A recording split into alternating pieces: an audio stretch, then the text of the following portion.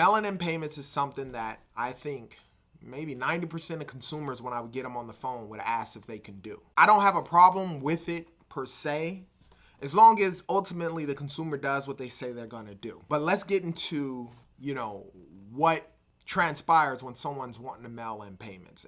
My history of doing it in about 13 years of collecting. The reality is, one of the things I always ask myself when a consumer states that is, do you really want to pay, right? The reason why I ask that is, in my experience, when someone says, I get them on the phone, maybe 5-10 years ago, there were a lot more people who just didn't have checking accounts.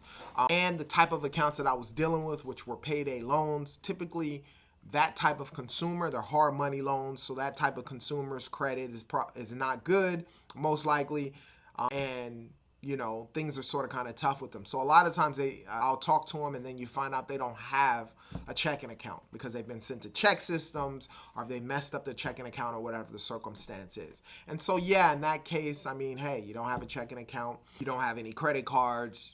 How are you going to pay? How are you going to take care of stuff with regards to that? But now, as time progressed with online shopping and all that type of stuff, you got to have something, a Visa, MasterCard, prepaid account, or something along those lines with regards to paying. But in my experience, whenever I've gotten people on the phone and they said, okay, yeah, I'll mail in the payment, only 10 or 20% of the time they actually make the payment.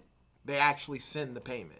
They'll mail the payment. And out of that 10 or 20%, if it's monthly payments, they may mail the first or second payment, then I'll never hear from them again. But that's one of the things that I think of. Now, the people who normally make their monthly payments that I have clients even up until today that I've been dealing with for probably 5 years that make their monthly payments on large balances.